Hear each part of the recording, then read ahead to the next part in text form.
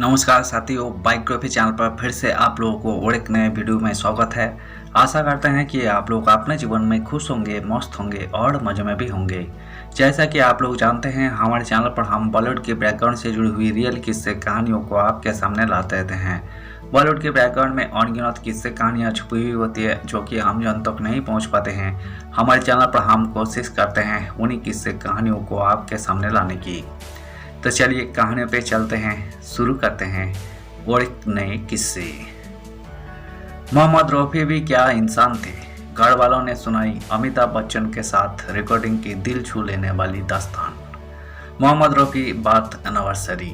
प्रसिद्ध गायक मोहम्मद रफ़ी का जन्म शताब्दी वर्षों 24 दिसंबर से शुरू हो रहा है। रफ़ी साहब की गायकी ने दुनिया भर में ना जाने कितने संगीत प्रेमियों को अपना मुरीद बनाया है, लेकिन उनकी शख्सियत की सरलता भी कम प्रेरणा देने वाली नहीं है। ऐसे ही एक कहानी मेगास्टार अमिताभ बच्चन के साथ एक गाने की रिकॉर्डिंग के दौरान की है। अमिताभ से मिलकर मोहम्मद रफ़ी जब घर लौटे तो उन्होंने क्या कहा। हिंदी फिल्मों के मशहूर पार्श्व गायक मोहम्मद रफ़ी को संगीत के कदरदान, मकबूली आवाज़ के मालिक कहते हैं। देश ही नहीं बल्कि दुनिया भर में उनके प्रशंसक हैं और उनकी गायकी को खुदा की देन कहते हैं। गौर करें तो उनकी शख्सियत भी उनकी आवाज़ की तरह ही नाजुक, मखमली और क्लासिकल थी। उन्हें हिंदुस्तानी जवान, तहज़ीब और अपनी प्रसिद्धि का गौरव तो था, लेकिन गुरूर बिल्कुल नहीं। वैसे तो उन्होंने अमिताभ बच्चन के लिए कई गीत गाए हैं, लेकिन एक बार एक गाने की रिकॉर्डिंग के समय अमिताभ बच्चन से मुलाकात के दौरान कुछ ऐसा ही वाकया हुआ जिसकी कहानी किसी के भी दिल को छू जाती है। कहानी बताती है रफ़ी साहब महान कलाकार होकर भी कितने डाउन टू अर्थ इंसान भी थे। जितने ऊंचे दर्जे के कलाकार उतने ही सतह के सरल इंसान।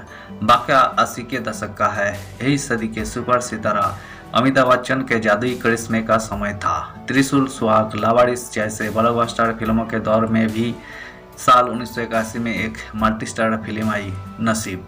इस फिल्म को मनमोहन देसाई ने डायरेक्ट किया था। इस फिल्म के सारे गाने खूब लोकप्रिय हुए थे। फिल्मों में अमिताभ बच्चन के अलावा हेमा मालिनी, शत्रुघ्न सिन्हा, ऋषि कपूर और रीना रॉय ने अभिनय किया था। 80 के दशक की यही एक क्लासिक मल्टीस्टार फिल्म है।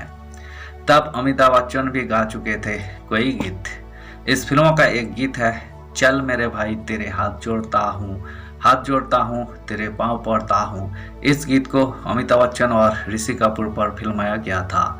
दृश्य बड़ा ही नाटकीय है। अमिताभ बच्चन शराब के नशे में चूर है और ऋषि कपूर उनको मना रहे हैं, घर चलने का आग्रह कर रहे हैं। इस फिल्मों से पहले अमिताभ बच्चन लावारिस में, मेरे अंगने में और उससे भी पहले मिस्टर नटवाल में मेरे पास आओ जैसे गाने को अपनी आवाज़ दे चुके थे। यही वक्त था जब सिलसिला में भी अमिताभ बच्चन ने रंग बरसे गाना गाया था।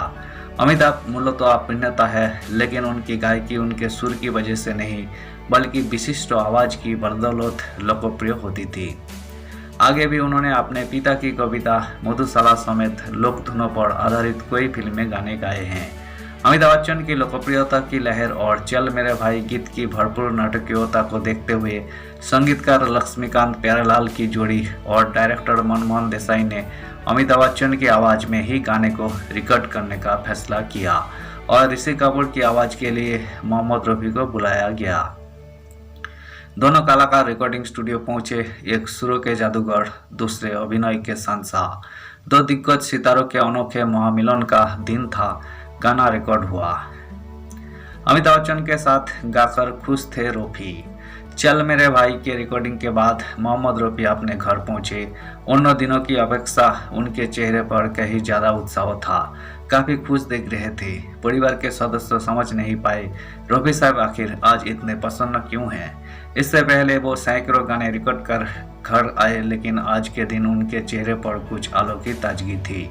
घर के सदस्यों ने इसकी वजह पूछी। उन्होंने कहा, आज मैंने एक बहुत बड़े आदमी के साथ गाने की रिकॉर्डिंग की है।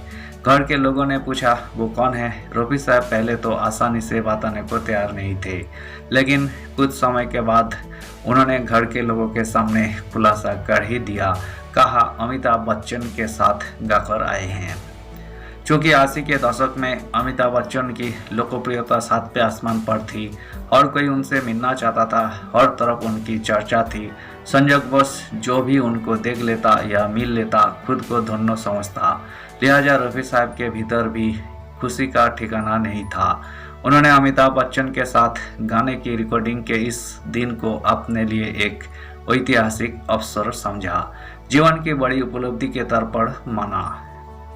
बेटे शाहिद रफ़ी ने सुनाई दिलचस्प दास्तान। इस पूरे वाक़ये का खुलासा काफ़ी सालों बाद मोहम्मद रफ़ी के बेटे शाहिद रफ़ी ने एक इंटरव्यू के दौरान किया था। इसी के साथ उन्होंने ये भी कहा कि समझिए कि मेरे वालिद रफ़ी साहब भी कैसे इंसान थे।